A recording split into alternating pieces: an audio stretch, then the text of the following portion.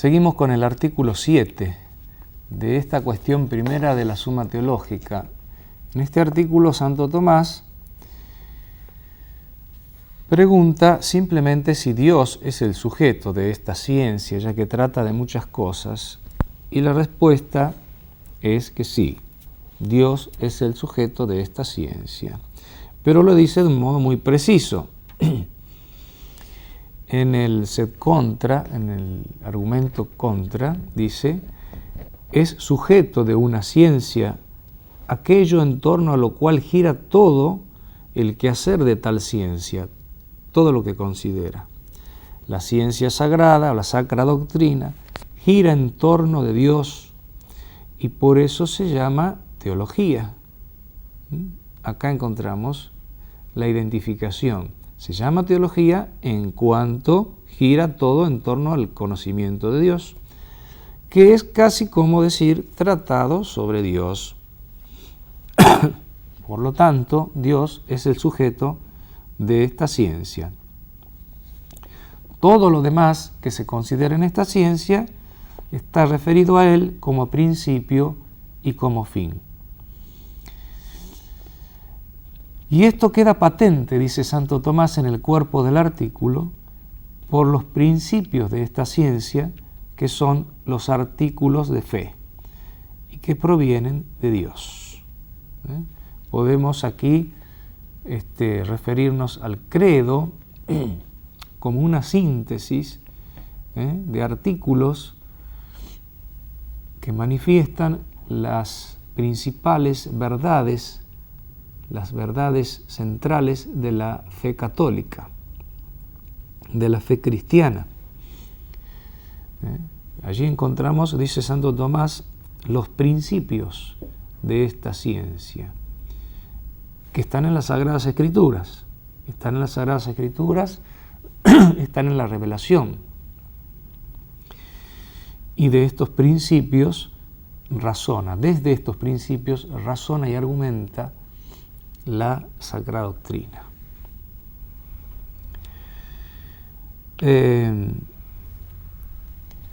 Podemos aludir, en todo caso, a la objeción número 1, que resulta interesante porque, citando a Aristóteles, dice, toda ciencia necesita suponer del sujeto qué es.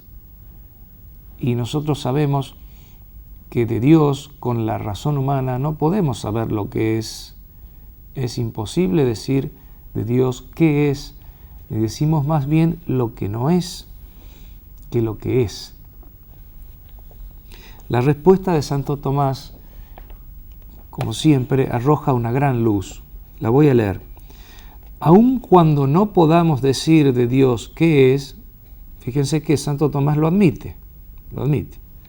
Aun cuando no podamos decir de Dios qué es, en esta sacra doctrina tomamos sus efectos, los efectos de Dios, de naturaleza o de gracia, como sustituto de la definición, para poder analizar lo que en esta doctrina se dice de Dios. Qué maravilloso como Santo Tomás dice, bueno, no nos está velado, sino que nos está revelado. Es decir, accedemos a Dios. Nuestra razón no posee la luz para decir qué es Dios en un sentido estricto y propio, sino que se acerca a Dios por la vía de la analogía, de las comparaciones con sus efectos. Lo comprendemos a Dios, claro que lo comprendemos a Dios, pero en un sentido analógico, con cierta medida, y balbuceamos, como dijimos hace unos momentos, las cosas de Dios. ¿A partir de qué? De los efectos. Cuando se estudia la existencia de Dios en teología, en Dios uno, y se dice que a Dios lo conocemos por sus efectos, de la existencia de Dios la conocemos a través de la creación, porque la creación manifiesta la existencia de un creador, de una causa primera. Estamos aludiendo a los efectos, dice Santo Tomás, de naturaleza. Pero también añade Santo Tomás los efectos de gracia. Lo leo de nuevo, este primer párrafo. En esta sacra doctrina tomamos sus efectos, dice, de naturaleza o de gracia. Es decir, que a Dios en la sacra doctrina no se lo conoce solamente por los efectos de Dios en la naturaleza, sino por los efectos que causa Dios mediante el don de la gracia en las almas de los santos, en las almas de los cristianos. A través de esos efectos lo conocemos aún más profundamente, más íntimamente a Dios. Hasta esas alturas nos lleva Dios mediante la revelación en esto que llamamos la sacra doctrina. En el artículo 8 se pregunta si esta ciencia es argumentativa. Y responde que sí, que es argumentativa. Pero, ¿en qué sentido es argumentativa? Argumenta, razona, raciocina, pone premisas y saca conclusiones. Así es la sacra doctrina. Pero dice Santo Tomás en la respuesta, no argumenta para probar sus principios, los artículos de fe que ya mencionamos, sino que a partir de ellos argumenta para probar otra cosa. Fíjense el ejemplo que pone, es curioso. Pone como ejemplo, dice, lo que dice San Pablo en la carta primera a los Corintios. Dice que partiendo de la resurrección de Cristo, argumenta para probar la resurrección de los muertos, la resurrección de la humanidad. Es un argumento, porque Cristo ha resucitado, entonces podemos resucitar nosotros.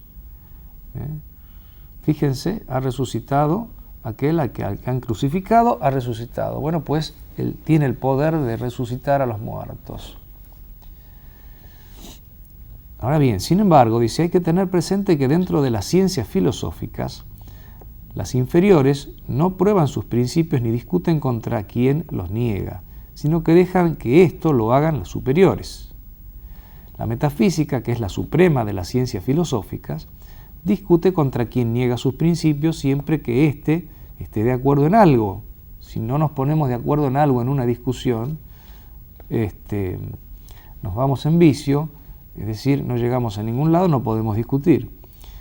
Si el interlocutor lo niega todo, a la metafísica no le es posible discutir con él, aunque sí, dice, puede resolver sus problemas, puede disolver, más bien diríamos. Cuando el otro niega todo, lo de la metafísica, es inútil discutir.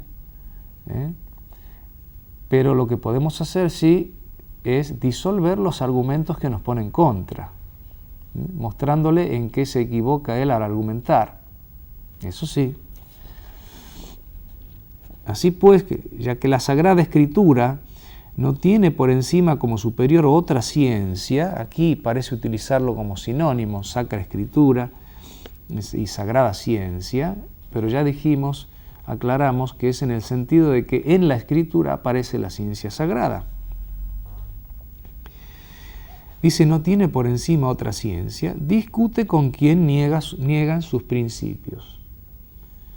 Entre las ciencias que disponemos aquí es la superior, la sabiduría más alta, y lo hace de las siguientes maneras. Si el adversario, digamos, está de acuerdo en algo de los principios que se tienen por revelación, entonces argumenta la Sacra Doctrina, así, con la autoridad de la Sagrada Escritura, discutimos contra los herejes, porque los herejes aceptan algo de la fe católica y por lo tanto nosotros le podemos mostrar que todo eso va unido, argumentando, va unido al resto de las verdades.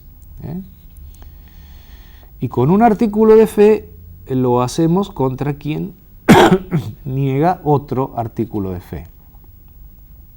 Si por otra parte el interlocutor lo niega todo, ya no hay posibilidad de hacerle ver con razones los artículos de la fe, aunque sí se pueden disolver los argumentos que él plantea contra la fe, como dijimos recién, si es que lo hace, si es que pone, por ejemplo, objeciones a la fe o quiere poner en ridículo la fe católica, nosotros podemos mostrar disolviendo eso que está diciendo, mostrando cuáles son los errores en los que está cayendo. Eso sí, aunque niegue todas las verdades de la fe.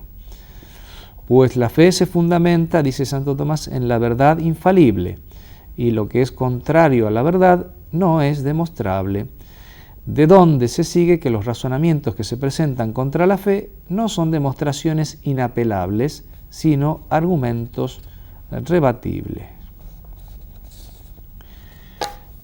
En la respuesta a la objeción número 1, dice Santo Tomás, que aun cuando los argumentos de razón no sean capaces de poder probar lo que es de fe, sin embargo, la doctrina sagrada, partiendo de los artículos de fe, puede deducir otras verdades de fe, como se ha dicho.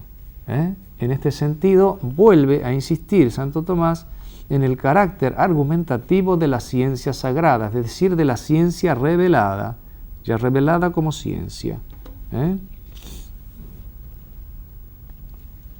Bueno, les dejo para que ustedes lean el resto de este artículo, es muy denso en el buen sentido, porque contiene cosas muy valiosas, como por ejemplo el famoso argumento de autoridad, en qué sentido, por qué en la filosofía no tiene valor el argumento de autoridad y en cambio en la Sacra Doctrina es el más importante.